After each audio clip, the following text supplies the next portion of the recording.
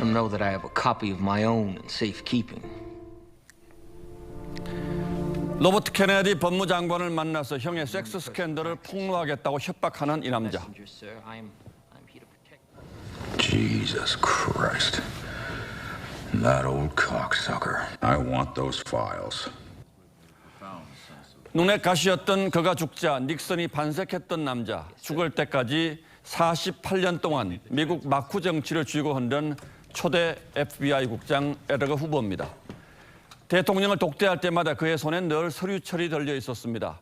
대통령을 포함한 요인들의 사생활과 치부가 담긴 비밀 파일이었죠. 그래서 대통령이 8명 바뀌도록 그를 내치지 못했습니다. 우리에게도 조난 자료라는 게 있었습니다. 사정 공안기관이 공직 인사에 대비해 준비해 두었던 대외비 인사 파일이어서 그 안에 뭐가 들어있을까가 늘 관심사였죠. 멀리 갈 것도 없이 박지원 국정원장이 했다는 이 말에서 그 파괴력이 잘 드러납니다. 다 공개하면 이혼할 사람들 많을 거라는 말이 그저 빈총이었을까요? 왕수석으로 불리던 민정수석의 권력 기반 역시 날마다 쌓이는 방대한 인사와 정보 자료들이었습니다. 윤석열 대통령은 민정수석에게 집중된 권력의 폐해를 누구보다 실감나게 겪은 당사자입니다. 그래서 민정수석실 폐지를 공약했고 민정수석의 핵심 업무인 인사정보 수집과 검증을 경찰과 법무부로 넘기겠다고 했죠.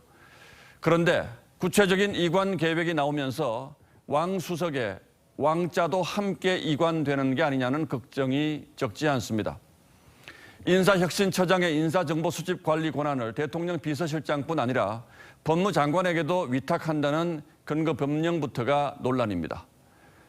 경찰은 문재인 정부 때처럼 세간의 평판을 수집하는 보조 역할을 거치고 법무장관이 인사검증을 총괄한다는 겁니다. 이렇게 되면 법무장관이 검찰 인사를 뛰어넘어 주요 고위공직자 인사에 깊숙이 관여할 수밖에 없고 장관이 한동훈이라면 얘기는 또 달라집니다.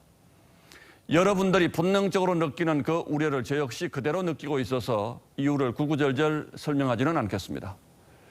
게다가 대통령실 인사 라인도 모두 검찰 출신이어서 검찰에 의한, 검찰을 위한 검찰의 나라가 되지 않을까 걱정하는 시선이 적지 않다는 사실을 지적하지 않을 수 없습니다. 물론 논란의 중심에 있는 한동훈 장관이 어떻게 하느냐에 따라서 이건 잘한 일이 될 수도 있고 논란만 더 키울 수도 있습니다. 하지만 다 아시듯 한 장관은 이미 야권으로부터 소통령 왕 장관으로 불리고 있습니다. 박근혜 대통령 당시에 우병우 민정수석, 문재인 정부의 조국 민정수석을 떠올리지 않을 수가 없죠. 윤석열 정부는 청와대 권력을 대폭 국민들에게 반납하겠다고 약속하면서 출범한 정부고 실제로 국민들의 기대가 적지 않습니다. 정권의 출발은 항상 우리는 그들과 다를 것이라는 믿음이었습니다. 물론 저 역시 믿고 싶습니다.